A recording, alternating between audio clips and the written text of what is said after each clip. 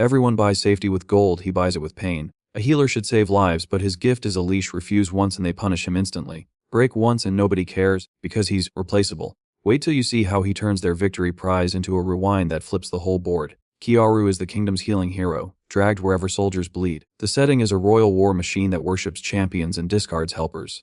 The rule is simple: heal whoever they point at, whenever they demand. A second rule is hidden: his healing forces him to feel the wound and the memory behind it, so each rescue becomes another scar inside his head. Because of that, survival means silence, observation, and timing is the only weapon they can't confiscate. Now the first problem hits in a war camp full of screams. Normally, a healer would be guarded and thanked. But here, hands shove him forward like cargo. The bad option is to heal fast and hope they stop. That fails because faster just becomes the new minimum. So Kiaru heals while watching everything. Because watching is the only freedom left, and it works because nobody notices a quiet man learning. So now he memorizes who gives orders, who carries keys, who enjoys cruelty, until a captain snaps his fingers and calls for the medicine again. The worst part is the medicine isn't to help him, it's to tame him. Now the next problem is a sweet drink pressed into his hands under guard eyes. Normally you swallow to survive the moment, but swallowing makes him foggy and foggy makes him obedient. The bad option is to refuse because refusal feels brave. That fails instantly because refusal earns chains and blows. So Kiaru drinks and lets his face go empty, storing the taste for later. And it works because emptiness looks like surrender. So now they think he's broken exactly the way they like, until he wakes up hours later and realizes he lost time again. Suddenly, he hears a calm voice in the dark.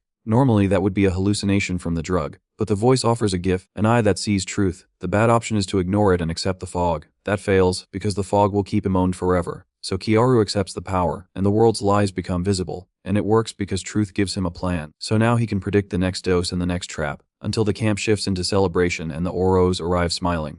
At first, it looks like victory is finally close. Normally, that means everyone relaxes and lowers their guard. But he does the opposite, because celebrations hide knives. And it works because he watches who drinks, who boasts, and who threatens. So now he spots the princess's allies before they speak, until the princess herself steps in calm and polished. The worst part is her kindness sounds like charity, not respect. Don't blink, her sweetness is a blade.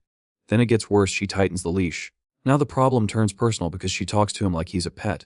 Normally you nod and keep your head down, but that means you survive today and die inside tomorrow. The bad option is to plead for mercy because mercy sounds possible. That fails, because mercy here is a costume she wears for fun. So Kiaru answers softly, hides his eyes, and keeps listening. And it works because she wants a quiet toy, not a loud one. So now she stops paying attention to his thoughts, until she orders him dragged back to the front line like a bag of tools. Suddenly, the next problem is the battlefield itself, loud and filthy. Normally, this is where heroes shine and healers support. But here, this is where Kiaru gets used until he collapses. The bad option is to stand still and obey every shout. That fails because the shouts never end. So Kiaru moves with purpose, healing only what keeps people fighting. And it works because commanders only care about bodies staying upright. So now he buys seconds of breath between screams, until a wounded soldier grabs him and drags him into blood. The worst part is the soldier begs, and Kiaru feels the terror like it's his. Now the problem becomes the curse of his own power. Normally healing is relief, but for him healing is pain plus memories stacked in his ribs. The bad option is to shut down emotionally, because numbness sounds protective. That fails because numbness makes him slow and slowness gets him hit. So he forces focus, turning the agony into information. And it works because pain shows him the map of the body. So now he starts noticing something terrifying: healing can copy what it touches. Until the war reaches the Demon Lord's stronghold, and the air turns heavy. Don't blink, this is where the Varos reveal their real faces.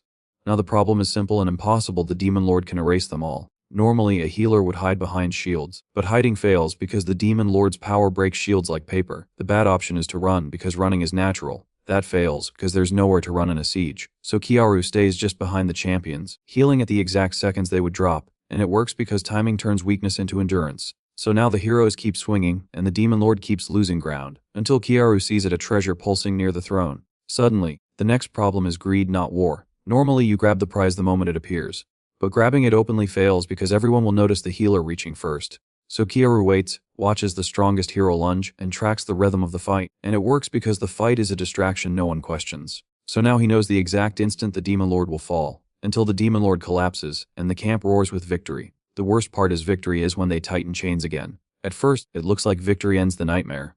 Normally that means the healer finally breathes, but he does not celebrate, he hunts the stone.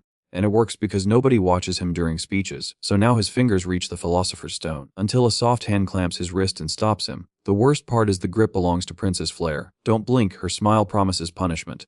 Then it gets worse, she calls for his medicine again. Her smile says he's still property. Normally, That means he swallows the dose and forgets again. The bad option is to panic, because panic shows guilt. That fails because guilt gives her a reason to tighten control. So Kiaru lowers his eyes and plays weak on purpose. And it works because she loves weakness. So now she turns away, already satisfied, until the guards shove a cup to his lips. Now the problem is the drug, watched by two men. Normally, you swallow to survive the moment, but swallowing makes him foggy, and foggy makes him obedient. The bad option is to refuse. That fails instantly, because refusal earns chains and blows. So he sips, coughs hard, and lets it spill into his sleeve. And it works because a coughing healer looks harmless. So now his mind stays sharp while he staggers, until a guard grabs his chin and checks his throat. Suddenly, the next problem is proof. Normally, the spill would end the inspection, but this guard wants to look useful. The bad option is to argue. That fails, because arguments sound aware. So Kiaru fakes a seizure and collapses, foaming with spit. And it works because fear of sickness makes soldiers step back. So now the guard opens the tent flap for air, until that opening becomes Kiaru's exit. Now the problem is the camp outside, loud with victory. Normally, you run away from crowds, but he does the opposite. He moves toward the prize. And it works because nobody expects the healer to steal. So now he slips behind the champions and reaches the trophies, until the philosopher's stone chills his palm through cloth.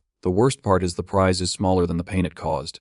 At first, it looks like the celebration will hide him. Normally, that means he can vanish in plain sight. But he does one calm motion. He palms the stone and bows, and it works because cheers drown tiny movements. So now the stone is against his skin, hidden and real, until Princess Flare brushes his wrist like she's checking ownership. The worst part is her touch is a reminder, not affection. Don't blink, he keeps smiling anyway.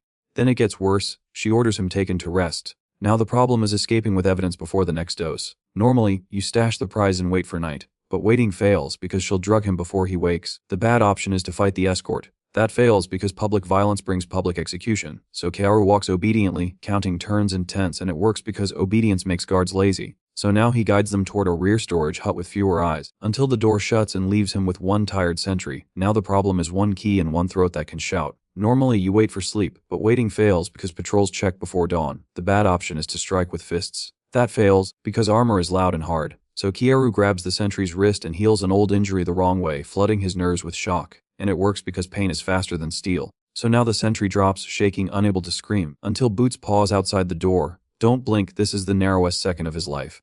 Now the problem is the coming inspection. Normally you hide and pray, but praying fails because checks are routine. The bad option is to open the door first. That fails because the hallway has witnesses. So Kiaru presses the philosopher's stone to his palm and focuses on one command: rewind. And it works because his healing can restore what reality breaks, even time. So now sound reverses, scars burn, and the room folds inward, until the world drags backward through every humiliation he ever swallowed. At first it looks like he's dying all at once. Normally that means the end. But he does what he always does, he heals through it. And it works because healing stitches the tearing timeline. So now years collapse into a blink, and his body rebuilds younger, until he wakes on an earlier day with the same memories intact. The worst part is the past feels clean even though it's poison. Don't blink, this time he's awake inside the cage. Then it gets worse. He remembers exactly when the cage closes. Now the problem is staying clear before the handlers drug him. Normally a trapped man panics and lashes out. But that fails because early violence gets him killed. So Kiaru plays obedient and heals his own organs at night. And it works because poison can't bind a body that keeps rewriting itself. So now the doses dull him less and less, until the handlers increase the amount, suddenly testing his limits. Now the problem becomes attention. Normally attention is good for heroes, but for him attention is a spotlight on a trap. The bad option is to act fearless. That fails because fearless looks unnatural on a broken healer. So he acts humble, heals quietly, and steals tiny fragments: stamina, balance, grip. And it works because every helpful heal copies a sliver of strength. So now his hands stop trembling when he's ordered around, until he realizes the target is not the war, it's the princess. Suddenly the rules change from surviving to erasing a threat. Normally he would wait for the demon lord again, but now he wants Flare gone before she can ruin him. So he studies her schedule, her escorts, her blind spots, and it works because he remembers everything she thinks he forgot. So now he chooses the cleanest entry, a trusted commander's face, until he heals his features into Leonard's shape and walks the corridor unchallenged. Now the problem is words, not guards. Normally, a disguise fails when someone asks a personal detail. The bad option is to talk too much. That fails because extra words reveal cracks. So Kiaru keeps answers short and steady and reaches her door, and it works because authority sounds simple. So now he steps into her room, alone with her at last, until Flare tilts her head and asks a question only Leonard should know. Flare tilts her head and waits for the answer. Normally this is where a disguise collapses. The bad option is to guess, because guessing invites death. That fails because royalty punishes uncertainty. So Kiaru answers with the calm tone she expects from Leonard. And it works because confidence is a costume people believe. So now she lets him step closer, one breath too long, until she raises a hand to cast, smiling. Now the problem is magic at arm's length. Normally she paralyzes people and calls it discipline.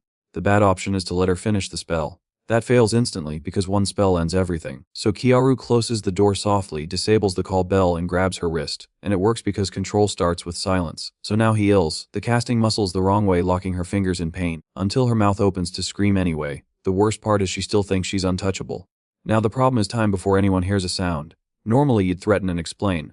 But explaining fails because speech is wise seconds. So he whispers one line she can't deny, he remembers everything. And it works because truth hits harder than threats. So now fear breaks through her pride, until fear turns into bargaining. Suddenly sweet at first, it looks like she will offer anything to survive. Normally that means apologies, deals, and fake tears. But he does not bargain, he changes the rules. And it works because he isn't here to win an argument, he's here to raise a threat. So now he chooses a colder revenge than death. He rewrites the person who can accuse him, until he realizes the palace still needs a princess. To see walking, the worst part is living is the punishment he chooses. Don't blink, he starts the rewrite. Then it gets worse because healing becomes editing. Now the problem is reshaping memory without breaking her loudly. Normally memory fights back. The bad option is to leave her mind intact and rely on fear. That fails because fear fades and revenge grows. So Kiara stitches new paths over old ones, sealing old triggers as healed.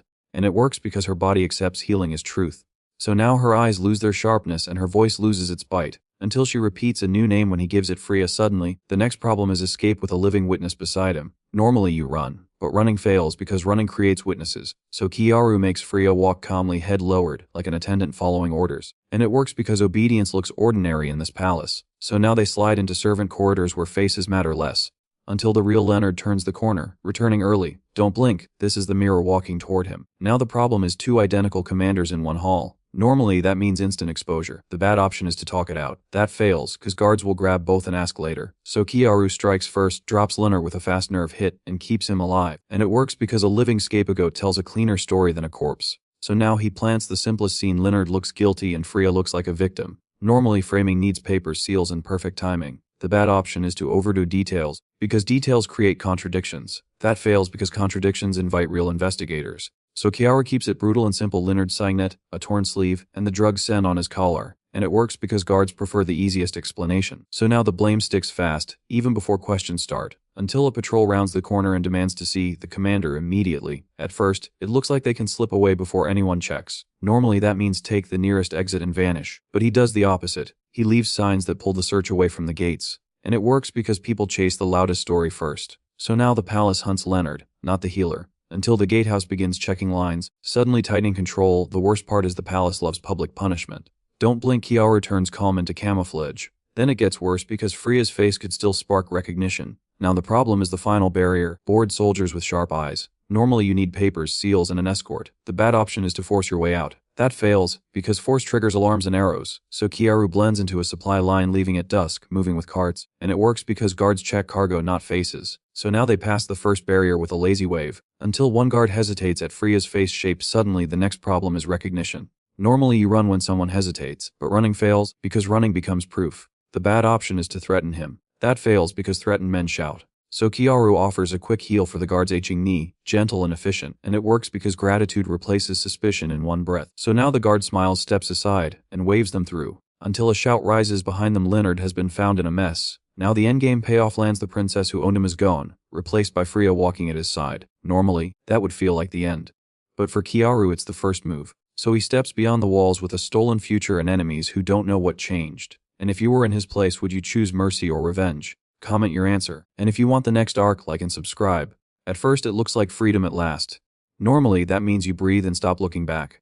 But he does not stop scanning corners. And it works because hunters follow the careless. So now every road is a test of patience, until a new rumor reaches them: the kingdom is gathering heroes again. The worst part is those heroes will eventually cross his path. Don't blink because the next arc gets crazier. Then it gets worse, because someone out there recognizes his healing style. That's only chapter 1 out of Tenwa. But that wasn't the worst part. A hunted healer slips into a lawless city with one ally. If the wrong eyes recognize them, they die instantly. He has one plan: steal a fighter without starting a war. Wait till you see how he turns a burning house into a cage. Kiarga is the man walking first, controlled. Lanarita is the city that smiles with knives. The rule is simple: public violence brings public executions. The second rule is Warsi. Every bystander can be a paid witness. So he moves like a shadow and speaks like a customer. The cost of a mistake is not just his life, it's Freya's life and every innocent nearby too. They enter at dawn with traders and carts. Normally, you'd head to the nearest inn and rest. But inns are nets because names get asked. so Kiarga buys street food and listens from the edge, and it works because gossip loves free bread. So now he learns which streets are watched. Until a patrol turns the corner and scans faces, Freya stiffens when armored boots pass close. Normally you'd lower your gaze and look harmless, but that fails because fear looks guilty here. So Kiarga looks bored like he belongs, and it works because bored men don't run. So now the patrol walks past without stopping. Until one guard squints at Freya's hair, Kiarga shifts one step blocking the angle. Normally, you'd drag Freya away fast, but that draws attention, because bodies bump and heads turn. So he slows down and turns into a cloth stall. So now they reappear looking like shoppers. Until a vendor shouts, "Auction today." At first it sounds like background noise and cheap entertainment. Normally, you ignore it and keep moving. But Freya's face tightens because she knows what auctions mean. So Kiarga follows the sound at a distance, and it works because distance lets him count guards. So now he sees a fence platform near a stone warehouse. Until the crowd swells and traps them in motion, coins flash, laughter rises, and cruelty gets called business.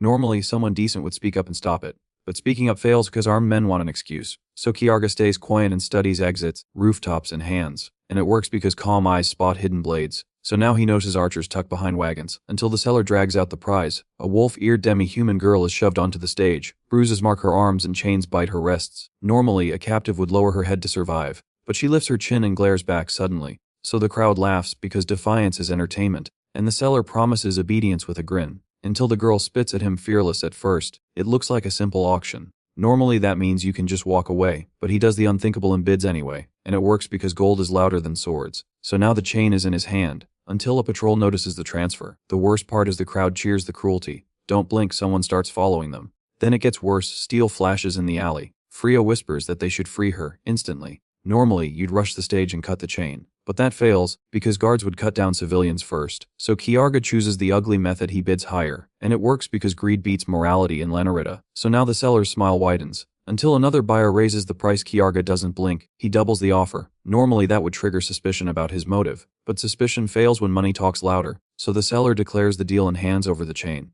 And it works because the law here protects gold. So now Kiarga holds the chain, not the girl. Until guards close in to escort them away, the demi-human jerks back and snaps like a trapped wolf. Normally you'd tighten the chain and drag her, but that fails because pain makes her fight harder. So Kiarga loosens the grip just enough to breathe, and it works because freedom is leverage. So now she follows a step, testing him. Until she lunges trying to bite his hand, Kiarga twists his wrist and avoids the bite cleanly. Normally you'd slap her and assert control, but that fails because it proves you're the same as her captors. So he says one line cold and steady, "I'm not your owner," and it works because she hears no lie in it. So now she freezes for a heartbeat, until she growls, "Then why buy me?" Kiarga answers with truth, not comfort. Normally you'd promise safety and kindness, but promises fail because Narratormanhwa taught her to hate words, so he offers a deal, revenge for cooperation. And it works because revenge is something she understands. So now she stares, weighing the trade, until she asks what he wants in return. He says he wants a partner who won't break under pressure. So he offers purpose, not comfort. And it works because purpose doesn't pretend, until she hears Freya's voice and flinches. Freya steps closer and keeps her hands visible. Normally, someone kind would rush to hug the victim, but that fails because touch can feel like a cage. So Freya speaks softly and gives space, and it works because respect is rare here. So now the girl exhales, but her eyes stay wary, until footsteps pace behind them again. They cut through alleys to shake the tail. Normally you'd run and create distance, but running fails because runners get chased. So Kiarga walks normal speed and changes directions often, and it works because tails get impatient. So now the follower shows themselves at a corner, until steel clicks behind them. At first it looks like the tail gave up. Normally, that means you're safe for a minute. But he does a slow turn into a tight dead end, and it works because hunters step into traps, so now he can see their intent. Until a knight blocks the only exit. The worst part is her badge screams authority. Don't blink, her blade is already moving. Then it gets worse, she demands the girl behind him. A knight steps in like a wall, cape heavy, gaze colder than stone. Normally, you'd play innocent and deny everything, but denial fails against a hunter who already decided. So Kiarga shifts his stance and moves Freya behind him, and it works because he prepares before the strike. So now the knight's blade is the only thing shining. She says, "Hand her over," and her blade slides free. Then, the blade whistles, and the alley shrinks around them suddenly. Normally, you'd meet steel with steel and gamble strength, but strength fails here because the knight is faster.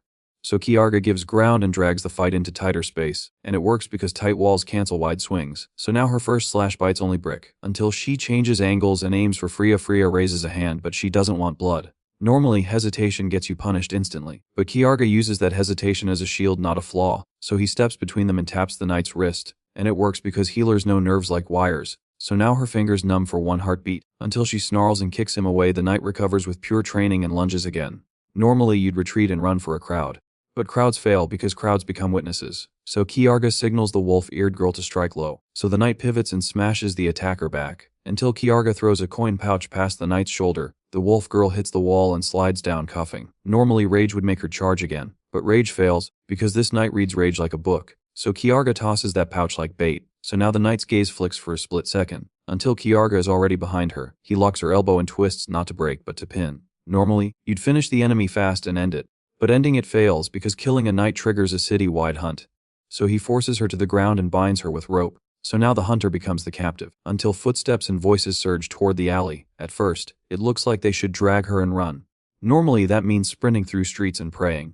But he does the smarter thing, he vanishes through a back door, and it works because the city has exits for smugglers. So now they're inside a cramped storeroom, until the owner hears noise and reaches for a bell. The worst part is One Ring summons guards. Don't blink, Kiarga presses a blade to the bell hand. Then it gets worse, he offers payment in silence. Normally you'd plead and try to explain everything, but explanations fail because loyalty blocks hearing. So Kiarga speaks first and keeps it simple. And it works because simple words leave less room to twist. So now the knight listens, eyes burning, until she blurts Freya's identity and demands surrender. Kiarga refuses to argue about names in a dirty room. Normally you deny, but denial fails because the knight believes her own story. So he offers proof instead. Watch what your comrades do here. And it works because seeing breaks fantasies. So now he drags the knight to a cracked window, until armored men in the street start shaking down a merchant. A squad collects fees with smiles that don't reach eyes. Normally a loyal knight would defend them instantly.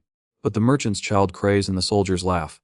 So the bound knight stiffens, confused and angry. And it works because cruelty is louder than uniforms. So now her certainty wobbles, until a commander arrives with polished armor and a grin. He walks like the street belongs to him. Normally you'd confront him and demand justice, but confrontation fails because crowds fear rank. So Kiarga forces the knight to watch silent. So now she sees the commander take a bribe and order more collection, until he points at the merchant's daughter. The commander's men grab the girl, and the father drops to his knees. Normally the knight would rush out and cut them down, but rushing fails because dozens more soldiers wait nearby. So Kiarga pulls her back and whispers, "Not yet," and it works because timing saves more lives. So now the knight trembles with restraint, until the commander's eyes flick toward their building. They retreat through back alleys as the commander's patrol spreads. Normally you'd split up and vanish, but splitting fails because informants sell sightings. So Kiarga keeps the group together and chooses the dirtiest routes, and it works because pursuers avoid filth and darkness. So now they slip past a search line, until a whistle screams and boots turn their way. The wolf girl bares fangs, ready to explode again. Normally you'd let her fight to release anger, but that fails because one fight becomes 10 fights. So Kiarga puts a hand on her shoulder and gives one command, "Save it." And it works because she wants revenge more than chaos. So now she holds back shaking, until the commander is already hunting personally. The whistle rises and faces turn toward them suddenly. Normally you'd cut through the crowd and disappear, but that fails because the commander is already hunting personally. So Kiarga steers them into an empty lodging house at the end of the lane, and it works because pursuers want to corner prey. So now the door shuts behind them, until the commander orders his men to surround it. At first, it looks like they can still talk their way out. Normally that means bargaining and promising surrender. But he does something bolder, he lures them into a spectacle. And it works because the commander wants a dramatic capture. So now the crowd starts gathering to watch, until the commander laughs outside and lights a torch. The worst part is the crowd is watching like it's theater. Don't blink, Kiarga bars the front door from inside. Then it gets worse, he pours oil along the floorboards. This is the moment the rules change for the bound knight suddenly. She isn't watching a rumor anymore, she's watching evil in uniform. Normally her mission would be, return Freya, no matter what. But that mission fails, because the commander's cruelty is the bigger threat. So her target shifts from the fugitives to the commander. And it works because her conscience finally beats her orders. So now she nods once, choosing to fight beside them, until the commander laughs outside and lights a torch, before the flames climb. Quick question, would you trust a knight who just switched sides? Comment your answer, and if you want more recaps like this, like and subscribe. The torch hits the oil, and fire races across the entry suddenly. Normally you'd smash a window and jump out, but jumping fails because archers wait for silhouettes. So Kiarga forces them deeper toward the back rooms. And it works because enemies guard obvious exits. So now they crawl through smoke low and fast, until the commander's voice comes closer. Counting rooms, Kiarga points to a back storage door and forces it open. Normally that room would be a dead end, but dead ends fail only when you didn't choose them. So he pulls everyone inside and blocks it with a fallen shelf. And it works because the commander will rush him blind. So now the heat presses from every wall. The ceiling cracks above them. Then, smoke presses like hands on their throats, instantly. Normally, you'd freeze and pray for air, but prayer fails because fire doesn't negotiate. So Kiarga points low and forces slow breathing. And it works because calm keeps lungs working. So now Freya steadies her magic without wasting it, until the shelf door starts shaking from kicks. The commander's men slam the wood again and again. Normally you'd brace the door and wait, but waiting fails because the ceiling is already weakening.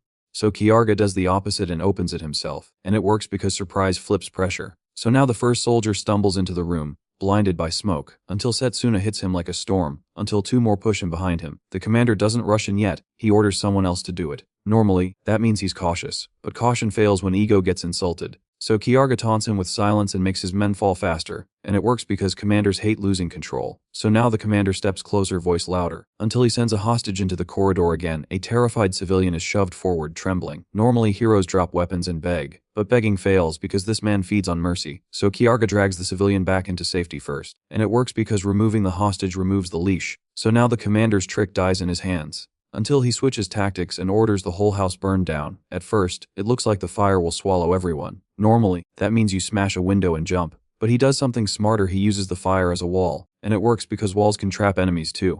So now Kiarga pours the last oil into a tight circle, until the commander steps over it, chasing his wind. The worst part is he thinks flames only hurt victims.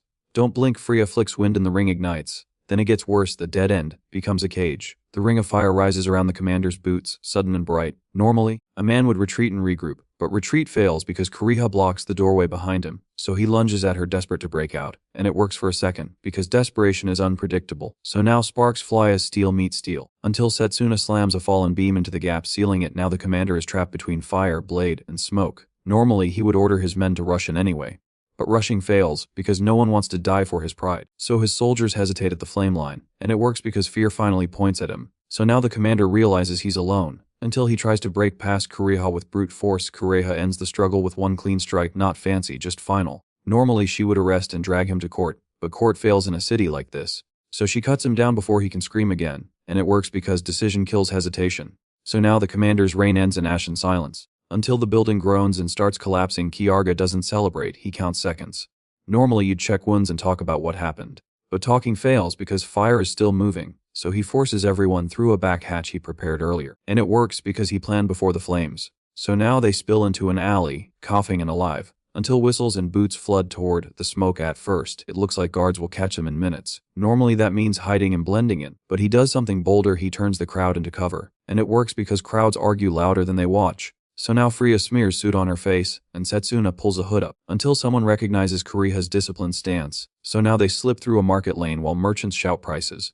At first, it looks like the patrol will spot them. Normally, that means you run, but he does the dumb-looking thing and freezes, and it works because movement draws eyes. So now the patrol keeps walking, until a merchant's finger starts to rise. The worst part is one shout becomes 10. Don't blink. Kiarga forces Kuriha to limp. Then it gets worse. Another patrol turns the corner, until a patrol pushes into the same lane from the other side. So now the danger slides past them one breath at a time, until the wolf girl whispers, "Am I free?" Kiarga answers without softness, because softness can lie.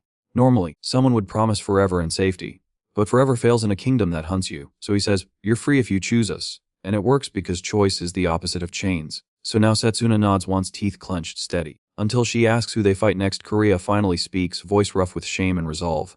Normally she would return to her order and report, but reporting fails because her own leaders will bury her. So she asks to stay and swing her sword for the right reason. And it works because she has seen the truth with her own eyes. So now Kiarga gains a blade that can cut armies, until Freya warns that the kingdom will notice this fire. At first, it looks like they won and bought time. Normally, that means you sleep and recover, but he does the opposite. He moves before sunrise. And it works because the first hunters arrive at dawn. So now they pack fast and leave Lanarita's edge roads, until a messenger bird lands on a broken signpost. The bird carries a royal seal, heavy and bright. Normally that means simple orders and routine patrols, but routine fails when the crown is afraid. So Kiarga reads one line and his eyes harden, and it works because he understands threats like tools. So now Freya turns pale as the message names the healer directly, until the note adds a second line, colder than the first. It says villages will burn until he surrenders alive, and it says the hunt is only beginning. But that wasn't the worst part. Everyone begs the kingdom for mercy. He brings a receipt for every crime. A healer walks into a town square where fear is sold like bread. The scaffold is dressed like a festival. The soldiers smile like actors. The villagers stand packed together like livestock. If he strikes too soon, he gets exposed instantly. If he waits too long, the soldiers turn this crowd into a graveyard. Wait till you see how he turns their public execution into a trap for the executioners, and how that blood trail leads him straight to the demon lord he swears he already faced. Kiaruga keeps his hood low and his face calm. In this place, calm is a disguise. The setting is the Jirol Kingdom's justice, staged in daylight for maximum terror. The rule is simple: if you resist in public, they punish you in public. The second rule is worse witnesses can be bought, and victims can be blamed. The cost is brutal. Every second he hesitates, innocent lives get spent, and every loud victory paints a target on his back. So he stands at the edge of the crowd and watches hands, not speeches. The first problem appears fast. The executioners parade prisoners forward, and the captain talks about sin, with a grin. Normally, you keep your head down and pray it ends quickly. But that fails, because the show is designed to escalate until someone breaks. So Kyoruga looks past the captain and counts the hidden pieces. And it works because a trap always needs support. So now he notices extra soldiers spaced like a net, until a herald raises a scroll and the crowd goes silent. The second problem hits. The soldiers don't just want the prisoners dead, they want the villagers afraid enough to obey forever. Normally, people would shout and beg for mercy. But that fails because mercy is not on the menu today. So Kyoruga shifts his stance, placing himself where he can reach the platform in 3 steps, and it works because distance is the difference between rescue and regret. So now he can move without pushing civilians. Until a random guard taps a post with a hidden signal. Don't blink, bows lift from rooftops where no archers should be. The aim is not the criminals, the aim is the crowd. Normally, you run the moment you see bows rise, but that fails because a stampede is what they want. So Kyoruga moves forward instead like a man with permission, and it works because confidence splits crowds faster than fear. So now he's close enough to strike the source, not the symptoms. Until the captain gives the smallest nod. Suddenly, the first volley threatens children near the front. Normally, the guard line would protect them, but that fails because the guard line is the shooter's shield. So Kyoruga attacks the captain's side like lightning, breaking the rhythm of command. And it works because leaders are the spine of cruelty. So now the captain stumbles and the script tears. Until the soldiers shout that the healer is the criminal, the third problem appears. The kingdom flips the story instantly. Normally, people trust uniforms and doubt strangers. But that fails, because everyone just saw the bows aimed at villagers. So the crowd hesitates, unsure what to believe, and it works for the executioners because confusion buys time. So now soldiers push civilians backward and point spears at the front row, until a faint shimmer forms around the platform. The worst part is the shimmer isn't just light, it's a magical barrier. It locks the space and squeezes the air. Normally, that means the attacker's strength gets drained until he can't stand. That is exactly what they planned. So Kyoruga feels his muscles grow heavy, like chains on his bones, and it works for them because they prepared this field in advance. So now every second costs him power. Until the princess behind him steps forward without fear. She doesn't speak first. She acts. Normally, magic user would panic when a barrier turns on. But that fails because panic feeds the trap. So she presses her hand to the barrier and pushes her power the opposite way. And it works because the same door can swing both directions. So now the drain reverses, and the executioners begin to weaken instead, until their faces change from smug to terrified. Normally, you would try to arrest them and prove the truth. But that fails, because this kingdom doesn't allow trials that hurt nobles. So Kyoruga cuts through the ring of guards with ruthless precision. And it works because the barrier keeps reinforcements out. So now the executioners are isolated on their own stage, until one of them grabs a villager and holds a blade to their throat. Then it gets worse. The soldiers start striking civilians to punish resistance. Normally, saving the crowd would mean stopping the attackers without spilling more blood. But that fails, because the attackers don't care who dies. So Kyoruga chooses the ugly solution: remove the executioners first, fast before the killing spreads. And it works because fear collapses when the boss falls. So now the crowd starts to turn, rage replacing shock, until Kyoruga feels something wrong that isn't steel or fire. The next problem isn't a blade, it's time. He notices villagers swaying, coughing, collapsing without being touched. Normally you would think it's panic, but that fails, because panic doesn't make lips turn gray. So he grabs a fallen man and reads the truth through healing. And it works because his power reveals what happened inside a body. So now he realizes the villagers were fed poison hours ago, long before the scaffold. Until he understands the trap's final cruelty, most of them were already dying. The poison truth hits like a punch. Normally, you would think you can still save the crowd if you win the fight. But that fails, because the fight was never the main weapon. So Kyoruga drops to his knees beside the fallen bodies and heals with brutal focus. And it works because healing shows the damage while it fixes it. So now he sees the poison eating them from the inside, hours ahead of the scaffold. Until he realizes the executioners planned a timed death. No sword could stop. The next problem is choice. There are too many collapsing at once. Normally you try to save everyone and call it heroism. But that fails, because spreading his power thin means he saves no one. So he picks the youngest boy he can reach and pours everything into him. And it works because one full cure beats 10 half cures. So now the boy coughs, blinks, and clings to life, until the rest of the crowd begins to drop like dominoes. Don't blink, panic finally breaks. Normally the soldiers would restore order by helping the weak. But that fails because the weak were always meant to die. So the executioners start cutting down villagers openly to erase witnesses faster. And it works for them because terror silences mouths. So now Kieruga's job changes from rescue to punishment. Until the captain screams that the healer started the massacre. The worst part is how believable a uniform sounds. Normally people would grab the stranger to earn favor. But that fails because grief turns into rage when the lie is too obvious. So Setsuna, the wolf girl, snaps forward and shields the boy with her body. And it works because predators don't negotiate with cowards. So now the front line of villagers sees who is protecting them. Until a soldier swings at the boy anyway, then it gets worse. Kieruga is forced to show exactly what kind of man he is. Normally, you would disarm and spare enemies to look righteous. But that fails, because sparing them lets them kill more civilians. So he cuts the executioners down with cold efficiency, one after another, on their own stage. And it works because fear collapses when the untouchables start falling. So now soldiers begin stepping back instead of forward. Until the executioners trigger the barrier again in pure desperation. Don't blink, the barrier flares, trying to drain him a second time. Normally that would mean he slows, gets pinned, and dies under numbers. But that fails because Freya pushes her magic harder and flips the drain into a surge. So the executioners stagger as their strength leaks away. And it works because their trap is now draining them in public. So now the crowd can see the only justice is just a dirty tool. Until Freya makes the most dangerous decision possible, she steps into full view and drops the disguise of being a nobody. Normally, hiding is how you survive the kingdom. But that fails because hiding lets the kingdom write the story. So she raises her voice and claims the authority the crowd recognizes, speaking like the first princess. And it works because the crowd has been trained to listen to royalty. So now she points at the executioners and exposes the corruption behind the spectacle. Until the villagers, already poisoned and grieving, snap into fury, the next problem becomes uncontrolled revenge. Normally, you would stop a mob before it becomes a second crime.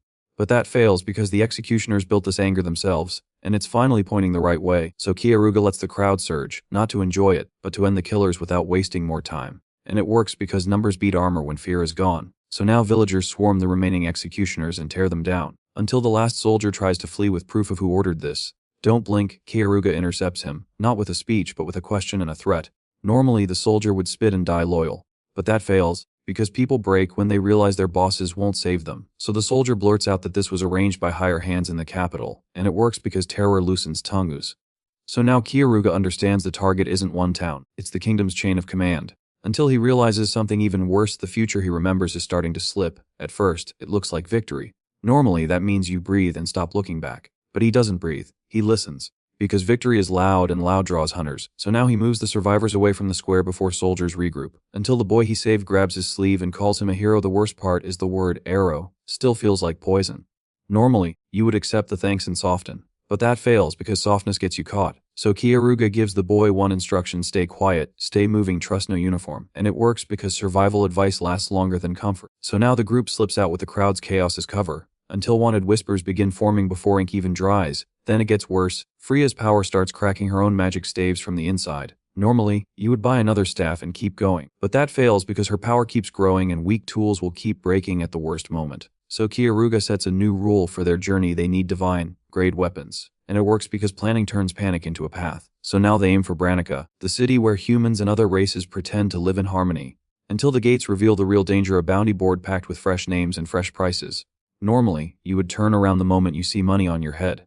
But that fails, because every road is watched now. So Kieruga walks in anyway, calm and ordinary. And it works because fear looks guilty, but calm looks invisible. So now they blend into the streets, searching for supplies and information about a demon lord he once faced, until a warm restaurant door opens, and a quiet woman inside lifts her gaze like she has been waiting for him. The restaurant feels safe for half a second. Warm light. People pretending the world is normal. Normally, that means you lower your shoulders, but that fails because hunters love places where guards relax. So Kieruga counts exits before he counts chairs, and it works because escape is a habit, not a plan. So now he sees the woman in the corner, calm posture, sharp eyes, silence that scares loud men, until her gaze locks on him and doesn't blink. The first problem is recognition. He remembers her from another life, but details are wrong.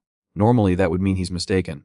But that fails because his instincts don't lie this hard, so he tests her with a title, Demon Lord. And it works because real power reacts even when it's hiding. So now the room laughs, but her eyes narrow. Until he notices her hair is black, not silver. Don't blink, his mind recalculates. Normally, meeting the Demon Lord means meeting the final boss. But that fails because this is her before the crown.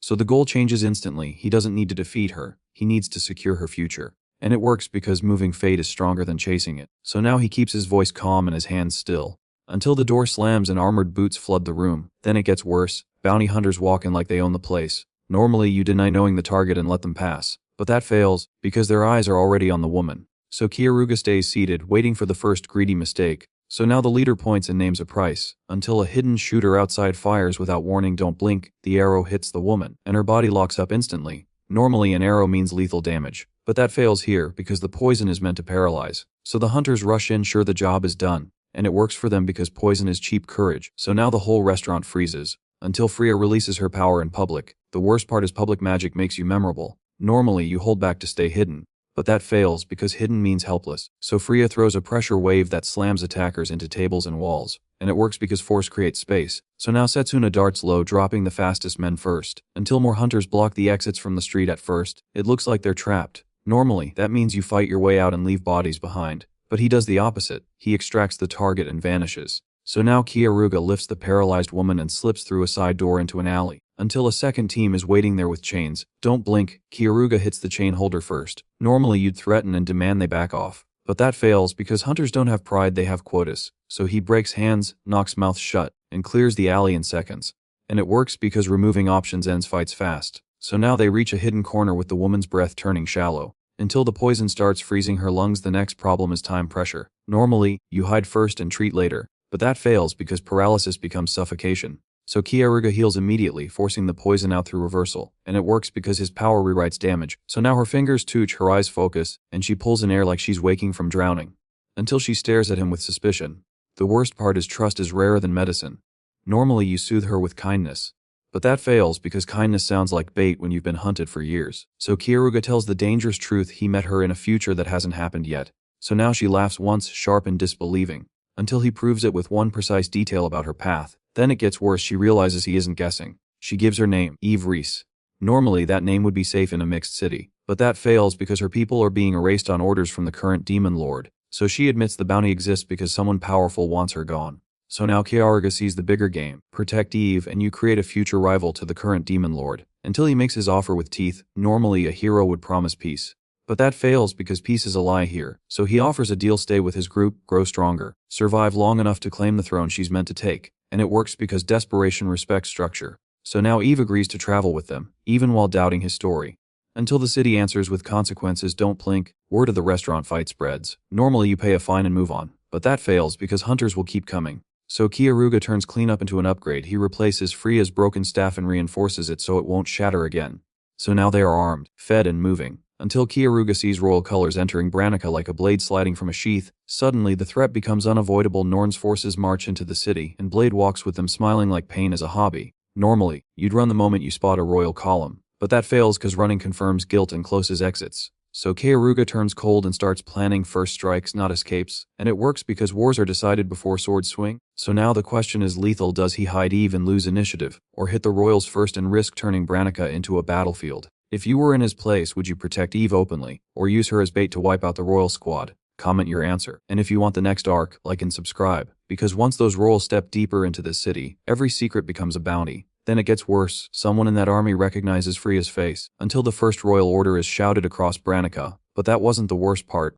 Everyone buys safety with money. He buys it with timing. A healer slips into Branica with one companion close. If the wrong eyes recognize him, the kingdom closes like a trap. The premise is simple: hide in a neutral city long enough to resupply. The stakes are brutal. One whisper can get innocents killed. Wait till you see how he becomes a lovely flower, on purpose, just to trap a sword hero in her own game. Kyoruga keeps his hood low and his voice flat. Branica smiles with merchant teeth. The rule is simple: public violence becomes public punishment. The cost is worse. Every loud wind paints a target on Freya and the others. So he moves quiet, buys small, and watches hands, not faces. The first problem waits in their rented room. A demon girl stands by the window, ready to vanish. Normally you beg for trust and swear you're different, but that fails because demons have heard the same lie. So Kyoruga offers a contract instead of comfort.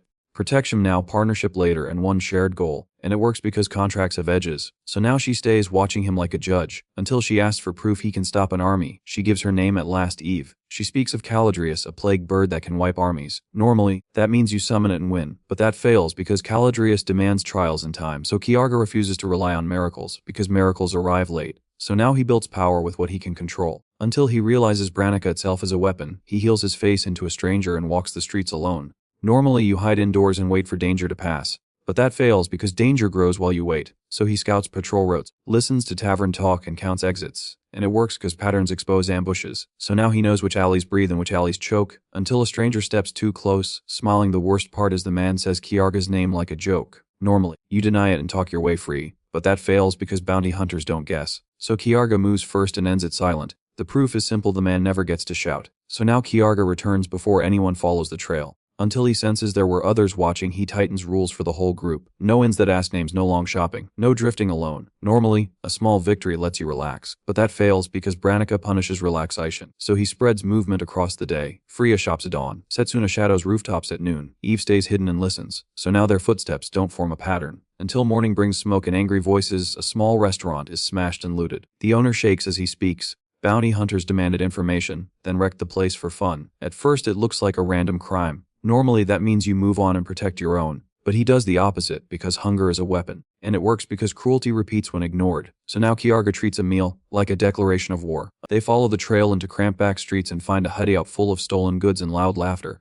Normally you call guards and let the law handle it, but that fails because the law is for sale here. So Kiarga hunts the hunters instead. The setup is clear: too many men, one whistle, one door to the street. The bad option is to rush in screaming and end it fast. That fails because screaming creates a crowd. So he enters like a shadow. He breaks the first wrist before steel clears the sheath. Setsuna drops the second with a knee to the ribs. And it works because removing choices ends fights. So now the room flips from ladder to panic. Until a hunter reaches for the whistle, don't blink, Kiarga pins the hand and kills the sound. The consequence is immediate: no alarm, no swarm. So now the rest freeze and start begging. Normally coin buys forgiveness in Branica. But that fails because Kiarga doesn't sell consequences. So he erases the worst of them and leaves the rest terrified to speak his name. So now the rumor in Branica changes. Until the rumor reaches ears that matter, Freya enters a magic shop to replace what the road has worn down. Normally you buy and leave before anyone remembers your face. But that fails because the owner watches too closely. So Kiarga acts ordinary while doing something impossible. He heals a cheap staff structure, tightening grain and stabilizing mana flow. And it works because his power rewrites damage even inside objects. So now the staff performs like a masterwork, until the owner realizes what he just witnessed. The owner offers refunds, then offers more. A mithril sword appears like a bribe. Normally, you refuse gifts that create obligation, but that fails because they need steel and speed.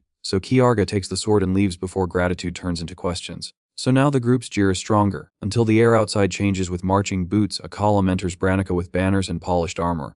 Normally that means a royal parade, but Kiarga climbs for a rooftop check, and it works because height shows intent. So now he sees it isn't celebration, it's occupation, until Princess Norn rides through the gate, smiling like she owns the city. Beside her walks Blade, a sword hero who doesn't bother hiding her arrogance. The worst part is she looks around like she's shopping for victims. So now Branica's neutrality dies in daylight, until Blade turns her head as if she feels him watching. The moment Blade enters Branica, the night stops being safe. Kiarga doesn't chase her, he studies her. Normally, you strike your enemy the second you see them. But that fails because Norn's soldiers would turn the street into a gallows. So he stays invisible and lets Blade reveal her habits.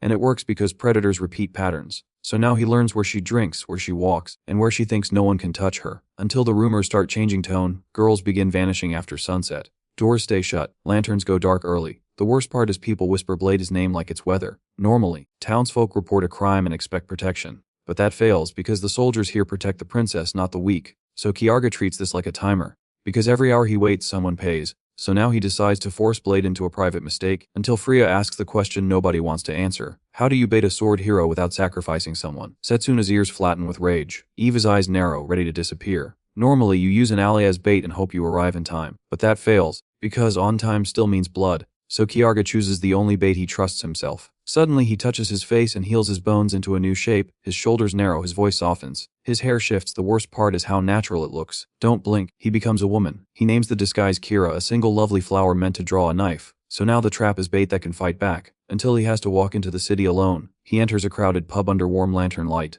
Music covers footsteps. Laughter covers lies. Normally that means you blend in and relax. But he does the opposite because predators love noise. So he sits where exits are clear and sightlines stay wide. And it works because control starts with position. So now he waits with a soft smile and careful eyes. Until Blade walks in like she owns the air. Blade spots Kira fast. She moves in with practice charm. She offers a drink. She talks like a friend. Normally you refuse and leave. But that fails, because refusal makes you interesting. So Kiarga accepts and watches her fingers. And it works because fingers confess the trick first. So now he sees the tiny drop vanish into the cup. Until Blade leans closer, the poison hits like warm sleep. Kiarga lets his body go heavy on purpose. Normally you fight the drug and stand up fast, but that fails because standing up makes a scene, so he pretends to lose and lets Blade win. The consequence is immediate. Her confidence blooms. So now she lifts Kira like stolen property. Until cold air bites outside, Blade drags Kira through narrow streets toward an inn.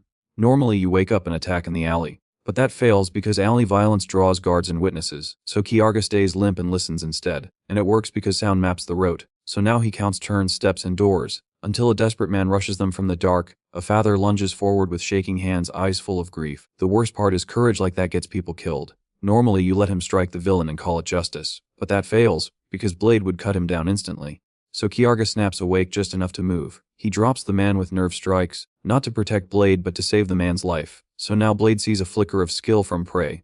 Until suspicion sharpens her smile. At first it looks like Blade is just playing. Normally, that means you can wait. But he does the opposite and tightens the trap. And it works because impatience makes predators sloppy. So now she pulls Kira into a room and locks the door. Until she starts preparing control, not romance at first. It looks like Dard. Normally that means Ada. But he does, and it works because Da. So now until Dada shows up. The worst part is this. Don't blink, then it gets worse. Blade binds Kira with practiced speed. She keeps Ragnarok close like a holy relic. Normally that means the plan failed. But that fails as a conclusion, because Kiarga wanted isolation. So he keeps acting frightened, letting her believe she's fully in control. And it works because predators relax when they feel safe. So now she leans in, confident and cruel, until Kiarga catches sight of the sword's aura. Ragnarok hums, and the air tightens. Blade's strength spikes when she grips it. Normally you trade blows until she tires, but that fails because Ragnarok feeds her stamina and recovery. So Kiarga waits for one specific mistake, her attention drifting from the blade.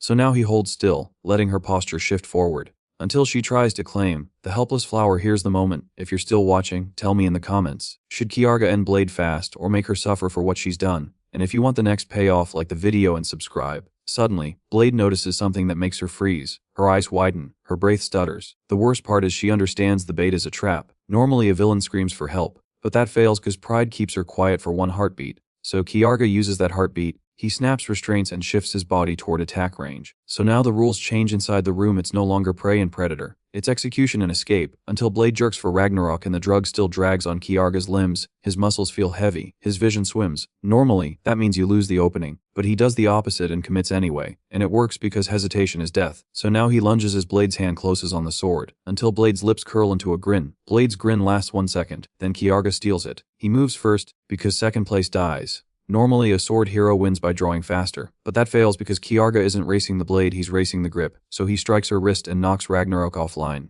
And it works because power can activate without contact, so now Blade's swing is late, until she brute forces strength anyway. She grabs the sword again and the air tightens with pressure. The worst part is her body surges like a storm. Normally you back away and reset distance, but that fails, because distance is where her swings become lethal. So Kiarga steps inside the arc and turns the room into a cage, so now her wide swings hit wood and stone, not flesh. Until Kiarga's fingers find the dagger he saved for this moment. The dagger flashes dull green. Poison, proof not threats. Normally a villain expects a fair duel, but that fails because Kiarga doesn't offer fairness. He offers consequences, so he drives the blade into her side, quick and deep, and it works because poison attacks the future, not just the present. So now Blade's breath catches and her rhythm breaks. Until she tries to heal through Ragnarok like she always has, she reaches for the sword like a lifeline. Normally that means she snaps back with a grin, but her fingers tremble, so Kiarga hits the reaching arm, targeting joints. The consequence is immediate numbness, then weakness. So now Ragnarok is inches away but unreachable, until Blade's pride turns into panic. The worst part is panic makes her loud. Don't blink. Kiarga clamps a hand over her mouth and drags her down. Then it gets worse, he keeps it silent while the poison keeps working. Blade's legs stop obeying. She collapses. Normally this is where she recovers, but that fails because her arm won't close. So now the sword hero is on the floor helpless. Until Kiarga makes the humiliation undeniable, he kicks Ragnarok away and steps on it like it's trash. Normally, taking a weapon is just a win, but for her it's stripping the mask. The proof is simple. She can't stand, she can't heal. She can't even crawl, so now her hunt ends in her own room. Until footsteps pass in the hallway, Kiarga freezes for half a heartbeat. The city is full of soldiers tonight. Normally you flee out the window immediately, but that fails because rooftops can be watched too. So he listens, counts the rhythm, and waits for the patrol to move on. And it works because danger has a pattern. So now he slips out like a late guest leaving a party. Until the street outside feels different, he stops at Carmen's little shop for one risky breath. Normally you avoid locals after a fight, but that fails because locals are how you measure heat. Carmen whispers that soldiers have been asking about strange potions and a traveler with too much money.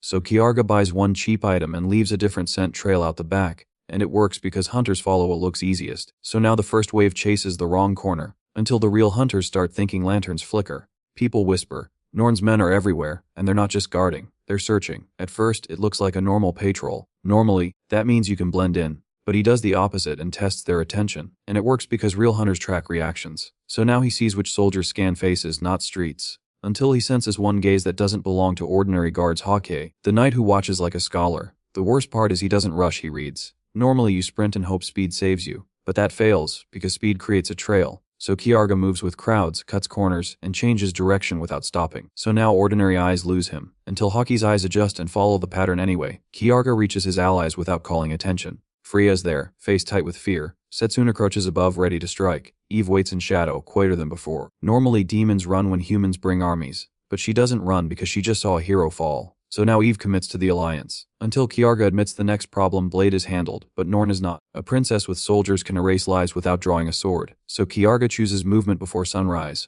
Normally that means you sleep and recover. But that fails because dawn is when hunters arrive. So he orders them to pack fast and leave by edge roads, not main gates. And it works because edges have fewer eyes, so now they slip toward the outskirts while the city still pretends to sleep. Until a distant horn changes the night's meaning. At first it looks like Daad. Normally that means Daden, but he does Daad. And it works because now. So now S until Dada shows up. The worst part is, don't blink, us. Then it gets worse. Assess, the horn isn't celebration, it's a signal. Torches shift direction like they got new orders. Normally that would mean the search is widening, but Kiarga realizes the search is focusing on him, so he tightens spacing and keeps faces down. The proof is simple. A patrol cuts across their route, forcing a detour that costs time. So now they must move faster without looking like they're running. Until Haki appears at the far end of the street, watching without blinking. Kiarga doesn't fight him here. Normally that feels like weakness, but that fails as a strategy because ego gets you killed. So he slips into a narrow passage and disappears into a seam in the city. And it works because seams aren't on maps. So now the group escapes the tightest net, until Kiarga hears a whisper that turns his blood cold. Norn isn't just hunting. She's the type to punish crowds to make a point. The worst part is innocence will suffer for his shadow. So Kiarga grips Ragnarok tighter and keeps moving, already planning the next strike, until the princess decides to squeeze harder. But that wasn't the worst part.